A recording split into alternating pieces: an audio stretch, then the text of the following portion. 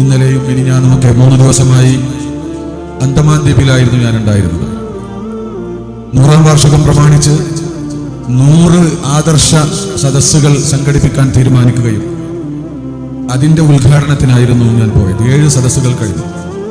അപ്പോൾ എല്ലാവരും പോരുമ്പോൾ പറയുന്നത് ഇൻഷാ അല്ലാഹ് ഉസ്താദെ ഞങ്ങൾ ബാംഗ്ലൂരിൽ നിന്ന് കാണാം, SKSSFന്റെ 35ാം വാർഷികത്തിന് ഞങ്ങൾ വരുന്നുണ്ട്, അവിടെ കാണാം.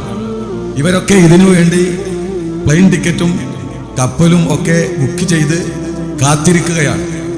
സമസ്ത കേരള ജംഇയ്യത്തുൽ ഉലമ എന്താണ് എന്ന് അത്തരം സ്ഥലങ്ങളിൽ പോകുമ്പോഴാണ് നമുക്ക് കൂടുതൽ മനസ്സിലാക്കാൻ കഴിയുക. നമുക്കിത് കുറെ ആദത്തായി മാറി. മുറ്റത്തെ മുല്ലക്ക് മണമില്ല എന്ന് പറയുന്നത് പോലെ അതിൻ്റെ ഗൗരവം പലപ്പോഴും നമുക്ക് ചിലപ്പോൾ ശ്രദ്ധയിൽപ്പെടണമെന്നില്ല.